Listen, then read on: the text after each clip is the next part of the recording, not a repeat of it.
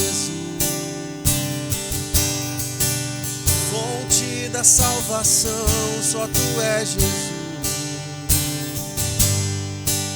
Digno da minha vida, tu és Jesus, o eu sou teu, eu sou teu. Santo, és incomparável, és inigualável. Abre os meus olhos, Senhor, mostra quem tu és e enche o meu coração do amor e faz mudar o mundo.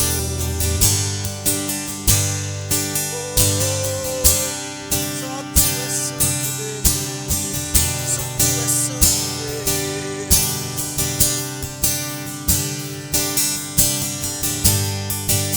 Digno dessa canção, só tu és, Senhor. Digno do meu louvor, só tu és, Senhor. Digno da minha vida, tu és, Senhor, o eu sou teu.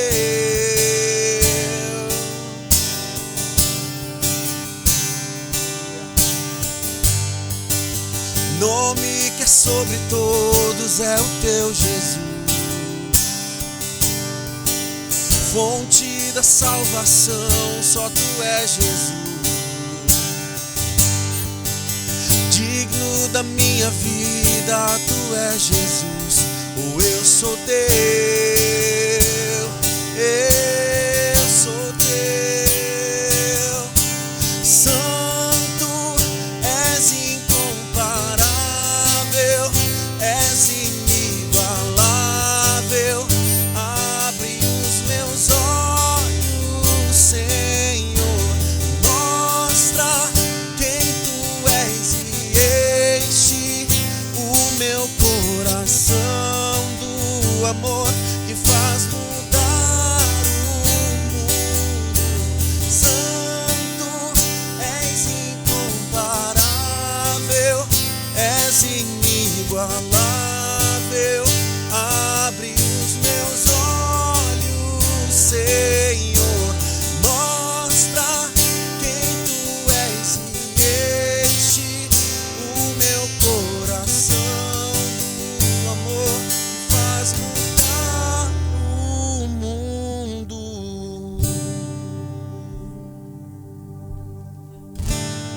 Aleluia, Deus.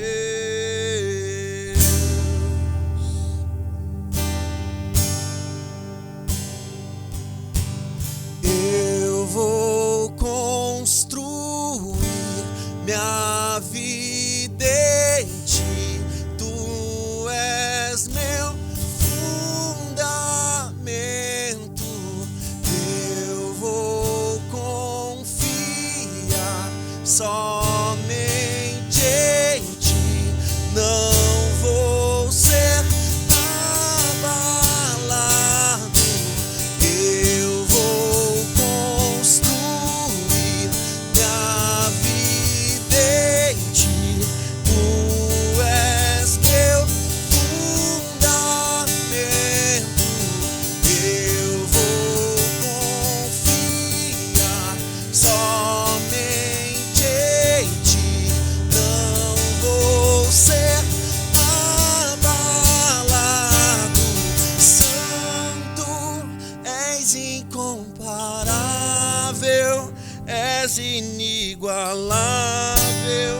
Abre os meus olhos, Senhor, e mostra quem tu és e enche o meu coração do amor que faz mudar o mundo. Que privilégio novamente estar convosco. É uma alegria poder compartilhar com vocês esta mensagem que o Senhor pôs no meu coração. Essas nossas reuniões têm vários objetivos, mas o principal é que você seja influenciado pelas promessas da palavra de Deus. Aqui vão, e nós vamos relembrar desta vez algumas promessas maravilhosas que eu quero e gostaria que todos vocês prestassem atenção. Concordem comigo em oração. Pai Celestial, no nome de Jesus, Senhor, nós agora vamos trazer e vamos meditar acerca de alguma coisa tão espetacular que já aconteceu há tanto tempo, mas que é tão fundamental. Nos dias de hoje, com toda essa turbulência, nós podermos trazer para a prática das nossas vidas. E assim nós te pedimos, amado Deus, que assim seja para todos nós, para todos aqueles que nos estão escutando neste momento. Amém, amém e amém. Hebreus, palavra de Deus em Hebreus capítulo 3, versículos 7, 8 e 9, diz assim: Assim, pois, como diz o Espírito Santo, hoje, se ouvirdes a sua voz, não endureçais o vosso coração, como foi na provocação, no dia da tentação, no deserto, onde os vossos pais me tentaram, pondo-me à prova, e viram as minhas obras por 40 anos. Queridos, o texto diz claramente, onde vossos pais me tentaram, pondo-me à prova, e viram as minhas obras por 40 anos. Eu faço uma pergunta. Como é que você se sentiria se pessoalmente você tivesse um fluxo contínuo de milagres em sua vida? Como é que você que me está assistindo agora se sentiria? Você gostaria de ter uma experiência desse tipo? Não me responda ainda, pense a respeito.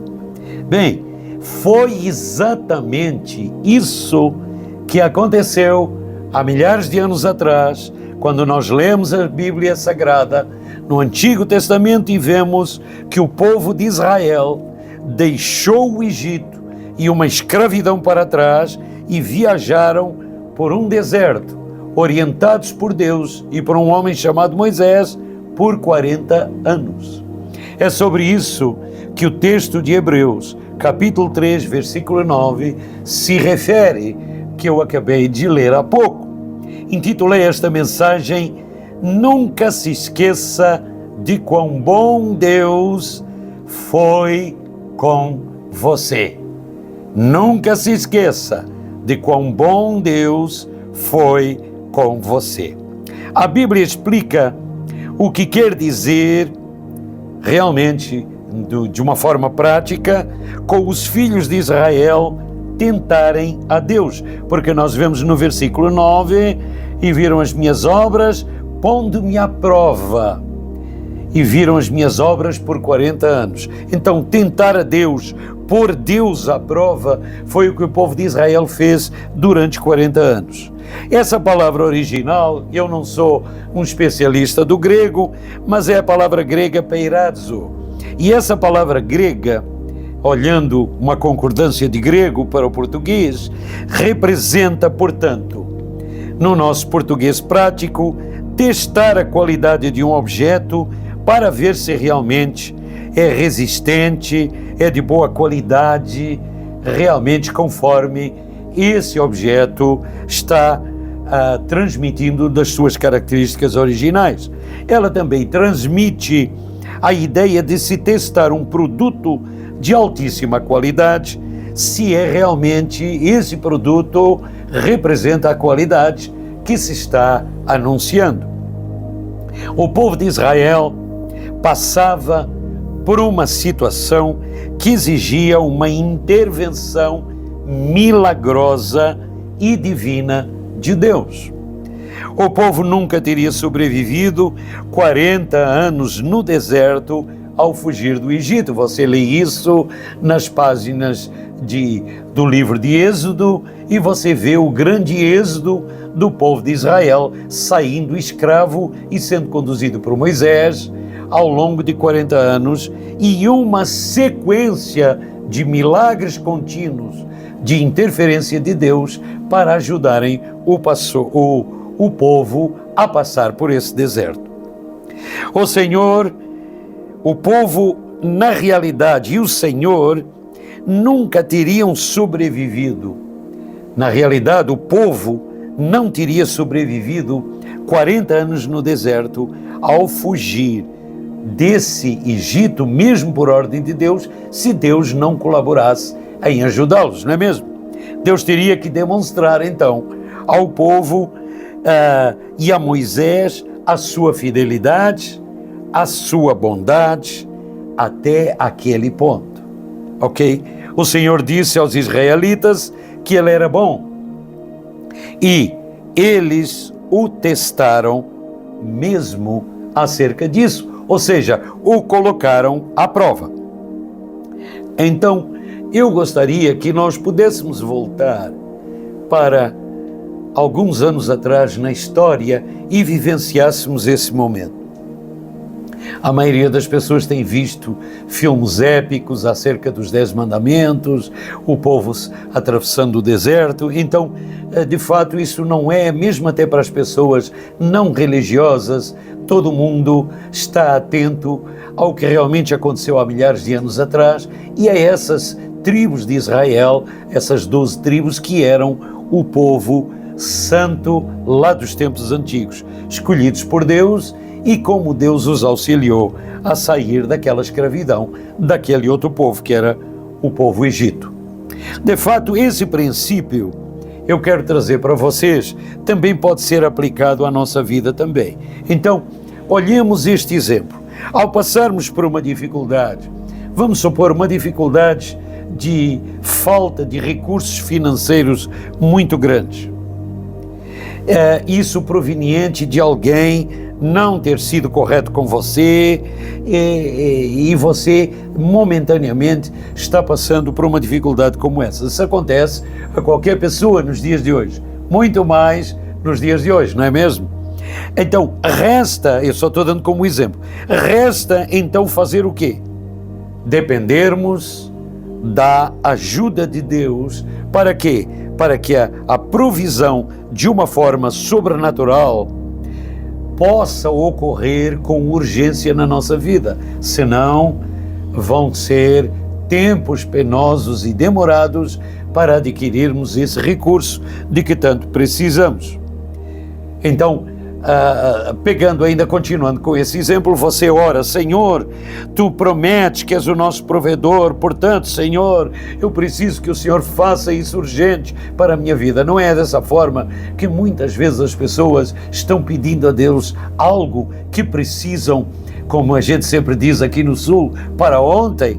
Ok, então, na realidade, queridos, os israelitas, de fato, tinham que, na realidade, provar quem era Deus. E cada situação dramática que eles estavam passando exigia provar que Deus era o seu libertador e provador. Eles tinham que colocar isso à prova. Então, nós vemos no versículo 39 de Êxodo, e vamos procurar rapidamente aqui assim,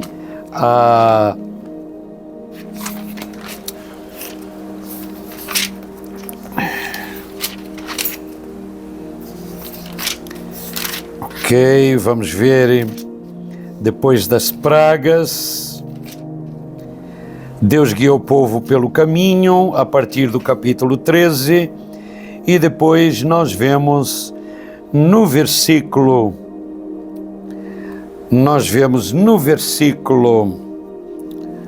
louvado seja o nome do Senhor.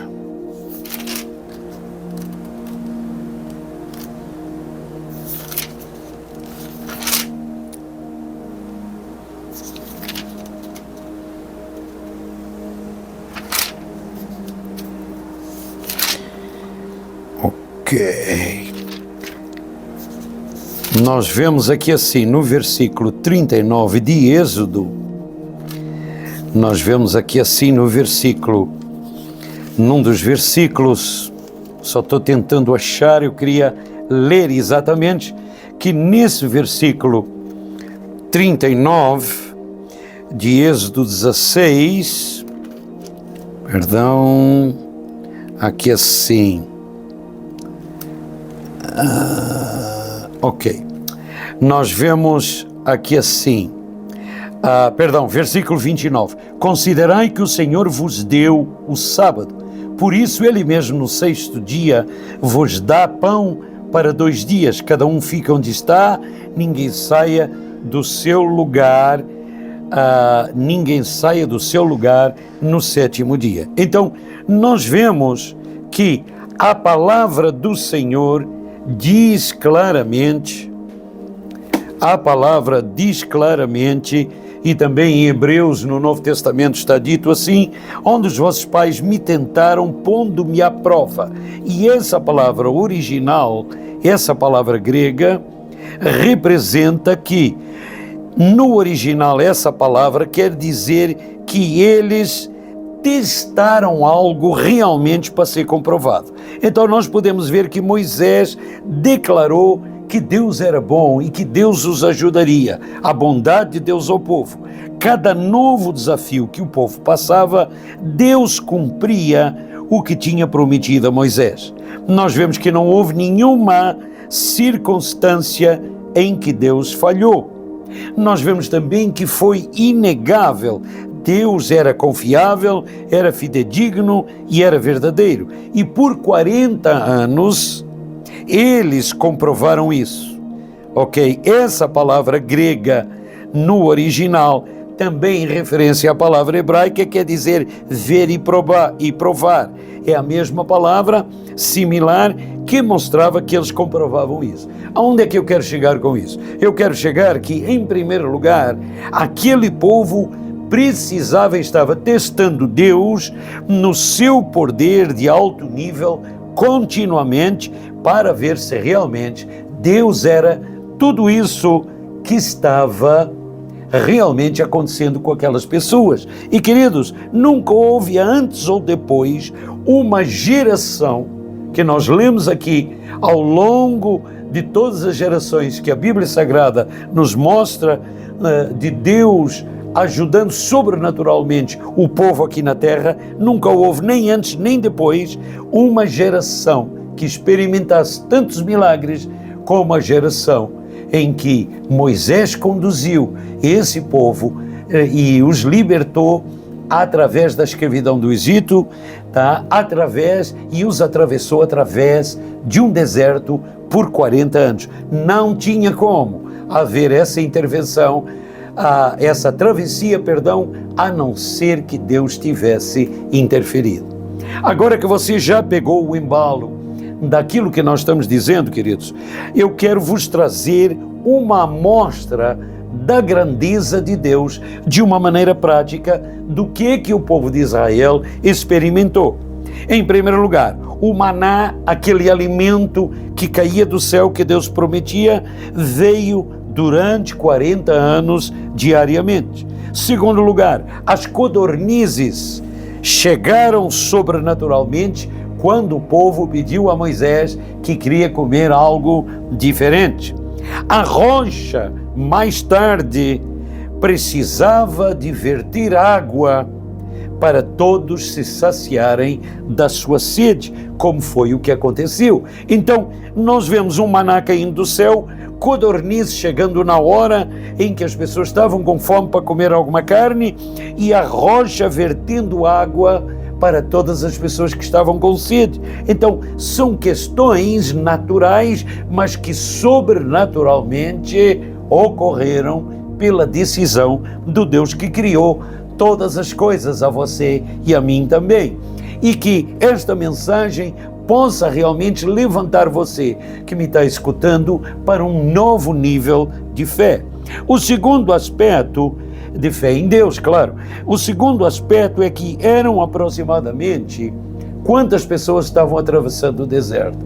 1.500 homens, com certeza grande parte de mulheres e crianças, então aproximadamente 3 milhões de pessoas. Um estudioso Um estudioso bíblico calculou as quantidades necessárias de suprimento que se tornaram diariamente necessárias para serem abastecidas, para aquele povo não morrer de fome, para aquele povo realmente não ter carência de alimentos enquanto atravessava o deserto. Então, diariamente, vários estudiosos têm chegado a essa conclusão, assim por baixo era necessário haver 4.500 toneladas de maná.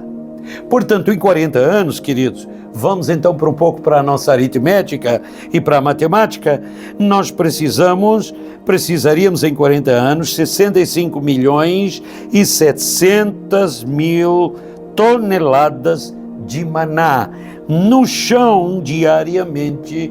Por 40 anos, isso ocorreu. Aproximadamente 65.700.000 toneladas de maná. É só fazer as contas. Por 40 anos, as crianças e o povo se acostumaram a ver o maná, o alimento, como normal. Você lê isso em Êxodo 16. Ok? Para abreviar o tempo, não vamos ler versículo por versículo, e está aí o desafio de você abrir a sua Bíblia e me acompanhar e ao mesmo tempo ir lendo versículo por versículo, capítulo 16 de Êxodo. Agora, hoje imaginem 4.500 toneladas de maná, nutritivo, fresco, delicioso, disponível para você levar para casa. Seria uma sensação realmente mundial. A maioria, e com certeza daria a maior cobertura jornalística do mundo atual. Amém? Esse mundo cibernético, tudo vai para a internet e tudo fica conhecido nos 4 cantos do globo terrestre. Porém, para o povo de Israel, há milhares de anos atrás, era apenas considerado uma rotina diária. 4.500 toneladas de maná sendo distribuídas diariamente. Vamos a um terceiro ponto. Quantas codornizes seriam necessárias para alimentar esse mesmo povo por 30 dias? Se comessem uma codorniz por dia em 30 dias, precisariam aproximadamente de 90 milhões dessas aves. Se comessem 2 codornizes por dia, nos mesmos 30 dias, precisariam de 180 milhões de codornizes. Que incrível provisão e milagre de Deus foi isso que aconteceu, queridos. Você está comigo? Amém? Vamos continuar? Olha só, esse fenômeno das aves, aos dias de hoje, seria um comentário surreal o que realmente tinha acontecido. Um quarto aspecto interessante foi quando a água saiu daquela rocha. Moisés tocou naquela rocha, aliás, até manipulou aquela vara contra a rocha, e havia um povo e animais também junto para beberem daquela água. Então não era tão pouca água assim, a água que verteu daquela rocha. O deserto, conforme nós conhecemos, e o deserto ali assim que está lá até hoje, o deserto ali na Palestina, não tem fontes de água potável. As fontes de água que tem lá são águas amargas, a maior parte delas. 3 milhões de pessoas agora precisam aproximadamente até 60 milhões de litros por dia para se saciarem tanto da sede quanto a sua necessidade do seu dia a dia. Foi isso que esses mesmos estudiosos chegaram à conclusão. Que maravilhoso mover de Deus foi esse suprimento extraordinariamente sobrenatural. Você não acha? Amém? Está crescendo a sua fé? Olha como Deus faz as coisas. Em Êxodo 17, lá está escrito que Deus ordena Moisés para ele ferir a rocha. Deus disse que era para ferir a rocha, ou seja, para ele tocar na rocha, e a rocha fluiu água continuamente. Então, queridos, em uma semana, A palavra de Deus diz que 400 milhões de litros aproximadamente, se era água vertendo continuamente, foram vazadas através daquela rocha, num deserto. Você não acha isso surreal? Louvado seja o nome do Senhor. Então, que geração privilegiada foi aquelas 3 milhões de pessoas, aquele povo, experimentar esses maravilhosos atos de Deus enquanto atravessavam aquele deserto. Porém, agora vamos olhar o outro lado dessa mesma moeda. O povo era obstinado de coração para com Deus. O próprio texto também diz que eles eram de coração duro. O autor de Hebreus, no capítulo 3, versículo 8, adverte a não sermos com esse povo, ou seja, a não imitarmos a dureza de coração dessa gente, porque Hebreus 3:8 diz assim: não endureçais o vosso coração como foi na provocação, no dia da tentação do deserto. Como eles, vendo esses milagres contínuos diariamente durante 40 anos, mesmo assim eram de coração duro em aceitar que Deus era onipotente, onipresente e onisciente. Ou seja, a totalidade do que Deus é, que fez você e eu à sua imagem e semelhança lá no início. A palavra grega skleruno quer dizer a palavra endurecer, e isso significava, é uma palavra usada quando se explicava que o solo do deserto estava muito endurecido.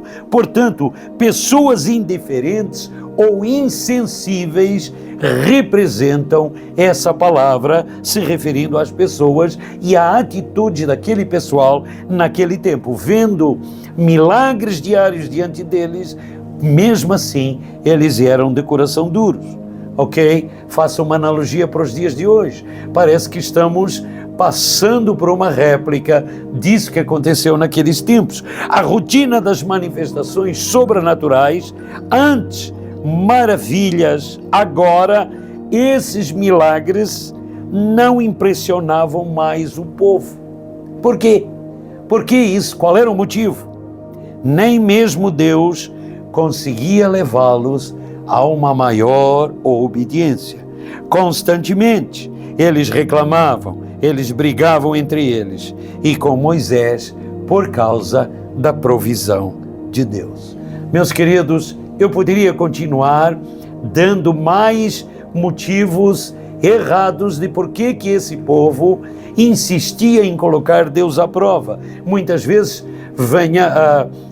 venham comigo para os dias de hoje e pensem quantas pessoas e quanto talvez nós mesmos sem pensar estamos querendo colocar Deus à prova para uma série de coisas e não estamos enxergando já a provisão que Ele está colocando à nossa disposição, só que simplesmente nós não estamos olhando para o ângulo certo para ver o que realmente o Senhor está nos suprindo. Se somos seus filhos, pode crer, mesmo que a gente não esteja vendo, o suprimento está diante de nós. Em resumo, vamos então tirar algumas conclusões e, para abreviar, eu decidi então trazer essa simples reflexão de mensagem para que nós pudéssemos entender como esse povo pode então ficou tão duro de coração assim com Deus depois dessas maravilhas contínuas. Você ficaria assim? Pense a respeito. Permita dizer-lhe, é possível sim, é possível, tanto é que está registrado. Também pode acontecer o mesmo conosco. Então, aqui vai a minha percepção e o meu questionamento agora neste momento. Avaliemos continuamente, avaliemos honestamente, à luz do que nós acabamos de falar nos últimos minutos, realmente o que Deus tem feito conosco. Ele tem nos abençoado? Claro que tem. Ele tem nos concedido salvação, perdão de pecados, através de Cristo Jesus, nós temos uma vida espiritual em nós que ultrapassa a expressão de palavras e vai além do que o nosso pensamento pode dizer. Então, o Senhor nos salvou e continua nos salvando através de Cristo Jesus. Amém? O segundo aspecto para avaliarmos honestamente é entendermos quantas vezes o Senhor nos tem transformado, nos tem curado, nos tem libertado, nos tem resgatado, como tem resgatado a nossa filha, a nossa família, nossos filhos, quer dizer, de perigos iminentes, nos tem aberto as portas para novos empregos, nos tem dado respostas às nossas orações, nos tem trazido uma provisão financeira de onde a gente menos pensava que a gente iria ter esse suprimento, etc, etc, etc. Ou seja, quantas bênçãos ao longo desses anos nós temos tido, se nós apenas refletirmos e olharmos para trás, como tem valido a pena servir a Deus da maneira que servimos. Um terceiro aspecto para avaliarmos honestamente também, e que eu estou deixando para vocês refletirem, é: a sua vida tem sido marcada com a bondade de Deus? Sim ou não? Tem sido marcada com a sua misericórdia? Sim ou não? Tem sido marcada com a provisão de Deus? Sim ou não? Entretanto, claro que a resposta é sim, não é? Então, louvado seja o nome do Senhor. Somos tentados a ficarmos mesmo assim preocupados, inquietos, duvidando da fidelidade de Deus, não é mesmo? Então, isso é o outro lado dessa moeda. E eu quero trazer essa reflexão para esse desfecho final, para nós podermos entender claramente que, se deixarmos nossa mente humana sempre livre para se preocupar, ela é limitada. E, efetivamente, ela vai olhar os seus próprios 5 sentidos, o que nós vemos, que nós ouvimos, que nós cheiramos, o que nós falamos e o que nós tocamos, e ela vai sempre seguir os nossos 5 sentidos naturais, e em cima disso ela vai e sempre se irá preocupar se ela ficar nesse foco. Mas a palavra de Deus nos diz claramente, a partir do livro de Romanos, chegando até o livro de Hebreus: mas o meu justo, porém, viverá pela fé. E a palavra de Deus diz, desde Romanos a Hebreus, em vários lugares, que o justo é a pessoa que foi justificada em Cristo Jesus. Você e eu temos sido, pela graça em Cristo Jesus, salvos do pecado e somos justificados. Temos justiça de Deus em nossas vidas e podemos continuamente, diante de Deus, agradecer aquilo que já conhecemos, que Ele nos providencia, mas também aquilo que ainda está por vir. Amém? Não vou me adiantar mais, mas quero deixar com vocês esta reflexão desses números para nós pensarmos quão grande é o nosso Deus. Será que Ele não supriria a sua necessidade? Será que Ele não pode atender aquilo que você acha que é impossível que vai acontecer? Claro que Ele vai e quer fazer isso. Deixo convosco uma palavra final de Deus que tem feito a tônica na minha vida ao longo dos anos, que é a palavra de Deus em Marcos capítulo 11, versículos 24. E tudo quanto pedirdes, orando, crede que recebereis e tê-lo-eis. Também gosto muito de João 15:7. Se vós estiverdes em mim, Jesus falou, e as minhas palavras estiverem em vós, pedireis o que quiserdes e assim vos será feito. O resumo de tudo isso é estarmos em Cristo e ficarmos de fé inabalável de que o que Ele fez lá há milhares de anos com os israelitas, Ele também, se for necessário, fará conosco. Fiquem com essa palavra e que Deus vos abençoe grandemente. Até nosso próximo tempo. Amém, amém.